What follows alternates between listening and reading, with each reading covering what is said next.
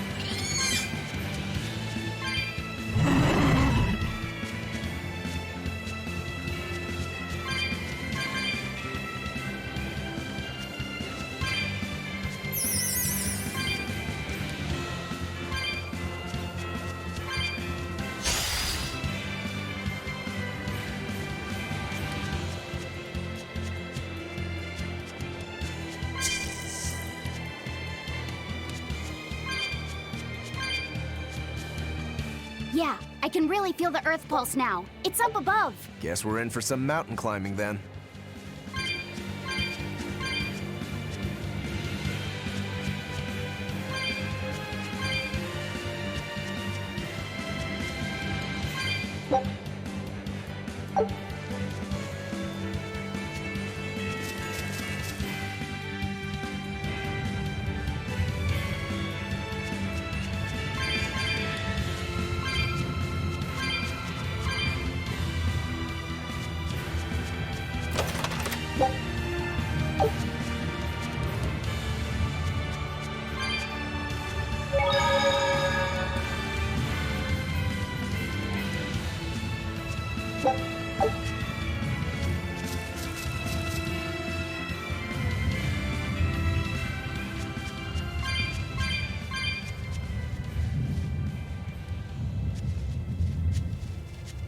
Here! This is the Earth pulse point I've been feeling. No Therian and no barrier. I must have gotten it wrong again. I wouldn't be so sure of that. That dragon could well have broken its barrier. Or it might have been too powerful for the Abbey to subdue. You could be right. After all, dragons make for the strongest demons. The problem is, we don't know if it's a Therian or not. Yeah. Let's stick with the plan and head to Stonebury to gather more information. Am I the only one here who thinks the real problem is how we're supposed to fight a frickin' dragon?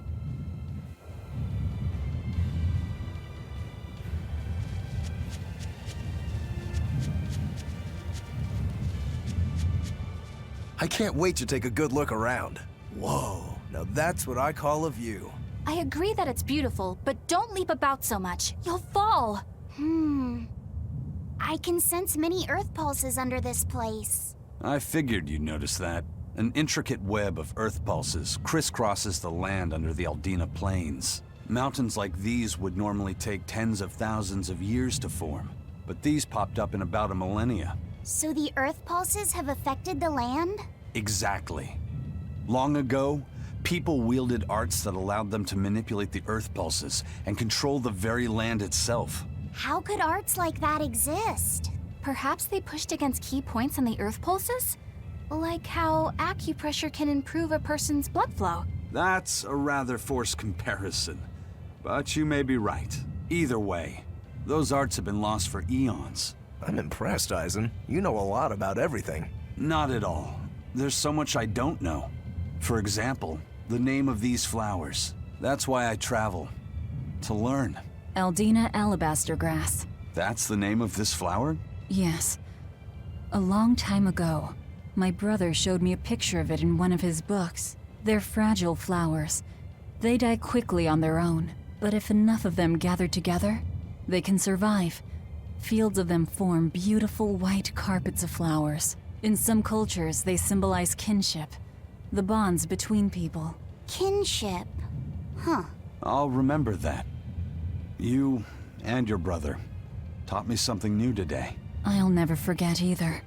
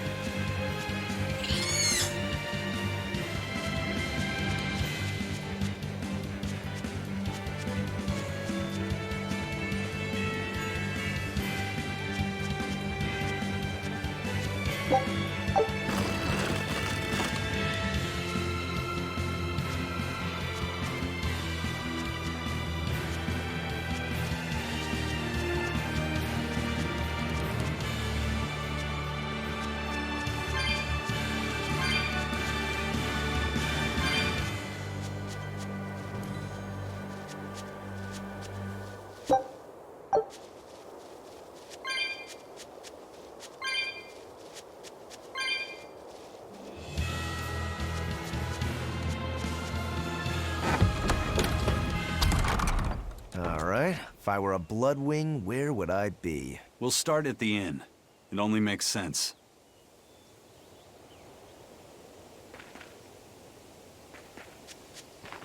Yay! I found so many blueberries! What are you gonna do with all those? Make jam? I'm going to feed them to my chickens. That way they'll lay eggs with purple yolks. What? You know that won't work, right? It sure will. The color of yolks change depending on what a hen eats.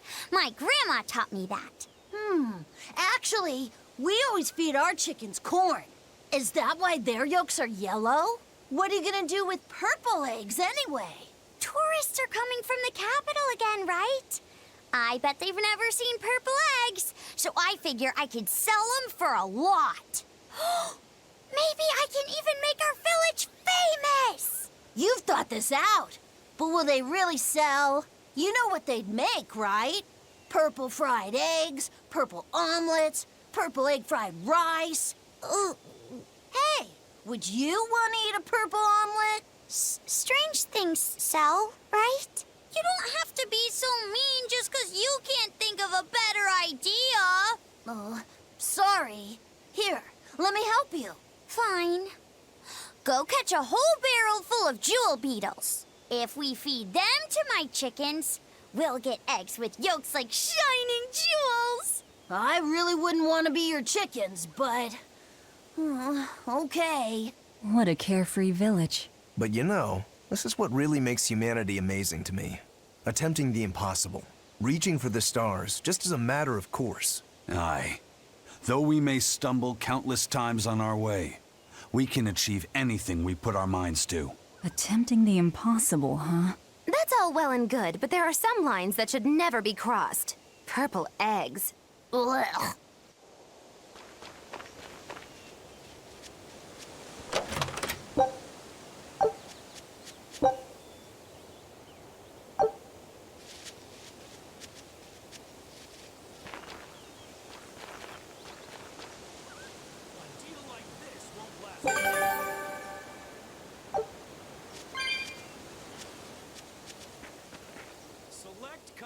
Stonebury hasn't had much luck growing just yet, but this pioneer town has a lot of potential.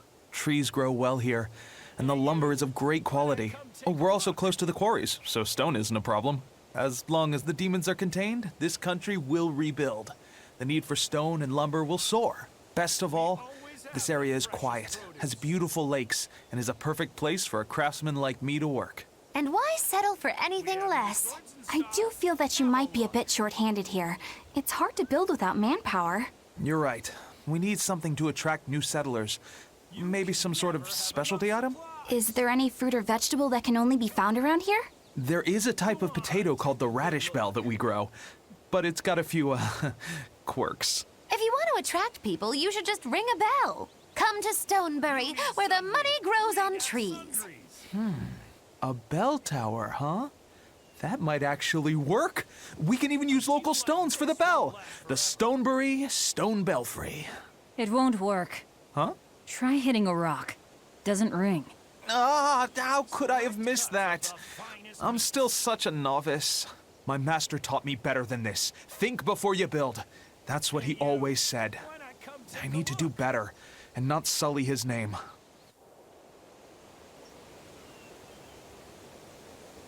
Go on, take a good look.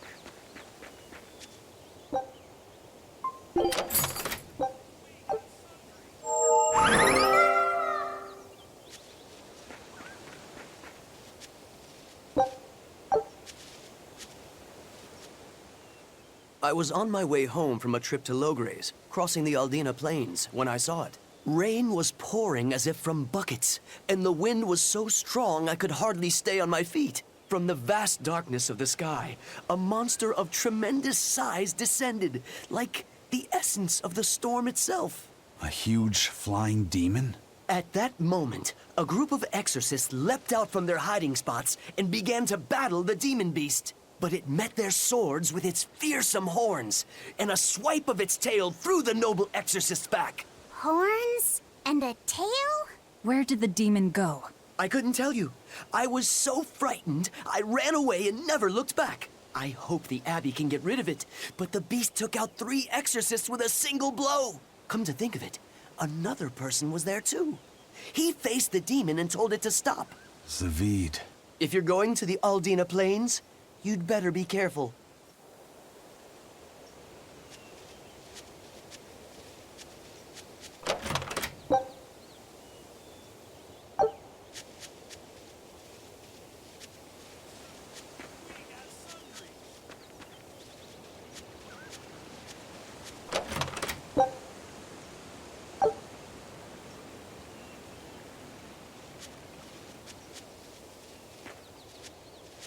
The water around here is ideal for producing wine and spirits. I've been thinking about fermenting something new. What will you make? This region's specialty is berries, so a berry wine?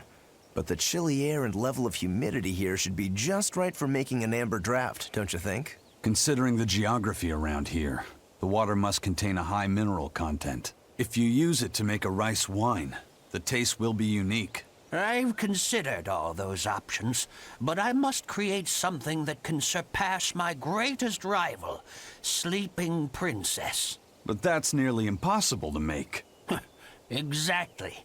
Not an easy task, to say the least. Sleeping Princess is made by filling an emerald cask with water from an enchanted mountain spring and sitting it in direct sunlight for 7 years. The water's magic causes it to change color each year. When it reaches the same deep green hue of the cask, it's ready. Solar fermenting, huh? It won't be easy to surpass a marvel of the winemaking world like Sleeping Princess. True, but I've finally found it. The ultimate stone. A gemstone? Will you make a cask from it? That would just make it an imitation. No, what I found can only be called a natural rock filter. You're filtering wine with a rock? Deep in the heart of these mountains, I found a stone that absorbs liquids. I tried using it to filter a berry wine. The taste of it was unbelievably crisp and bright. It preserved the luscious richness of the berries while adding a clarity that left me breathless. I call it pure land wine. There is no better. May I have a taste? My apologies, but it took me 10 years to make a single thimbleful. I drank that thimbleful for my tasting. It'll be about 50 years before I can make a decent batch. I doubt I'll see a full bottle in my lifetime. 50 years, huh? Meet you back here, then? I've never been so glad not to be human.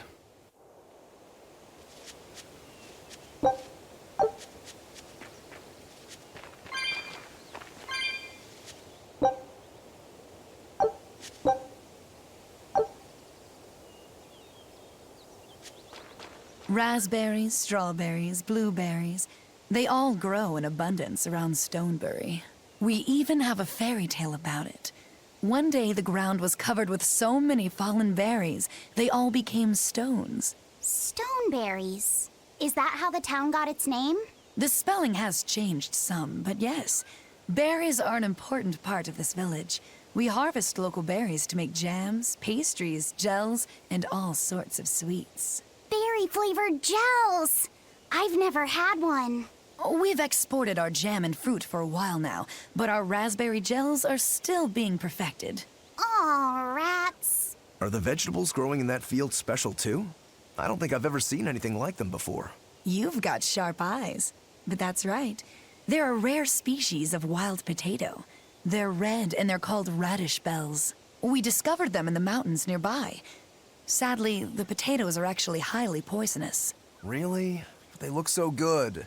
They do, but the skin and the sprouts are toxic. If you aren't careful when removing them, it's Poisonville for you. Deadly poison aside, they're sweet, fluffy, and go great with butter. And when they're fried nice and crispy, they're the best. So just skin them and sell them. What's the problem? Yes, we've thought of that, but the way they are now, you have to peel off quite a bit before you get to the edible part. Peel one as big as your fist, and all you get for your trouble is a bit of meat the size of an egg yolk. That's why we're selectively breeding them. One day, they'll have only a thin layer of poisonous skin. Why not breed them to get rid of the poison altogether? With no poison, bugs will eat them, and they'll be more vulnerable to cold and heat. With potatoes, as with people, getting rid of everything harmful isn't always for the best.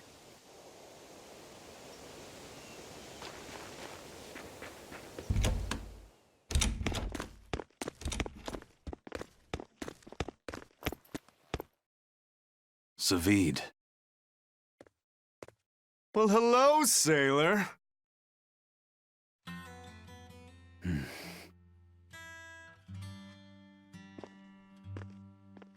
Are you waiting for someone?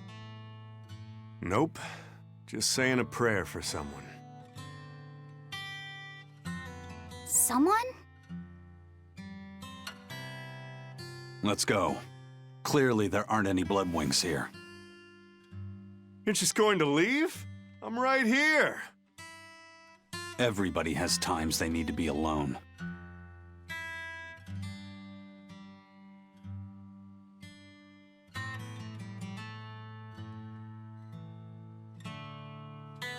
Fee. Right, coming.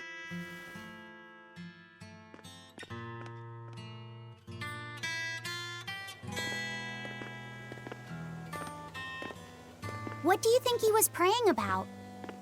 Well, for one thing, he was drinking a bottle of Thorny Forest. Oh my. The drink you share with your special someone when you're going to be married for life! How romantic! But getting your hands on that stuff is no small feat. I can only hope I'll get a chance to taste it someday. That must have had an important meaning for Savid. That's why you left him alone. Don't read too much into it. You're Velvet, right? Ah, you must be the one who's seen the demon we're after. We saw a big snake-looking dragon fly over on the way here. Is that what you saw too? Yes, that's the one. It nests at the top of the mountain in Aldina Plains. We went to look ourselves. No dragon. It only returns to its nest on rainy days. Rainy days, you say?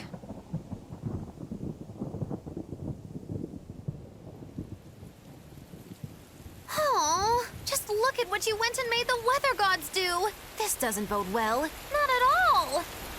Thanks. We'll give it another shot.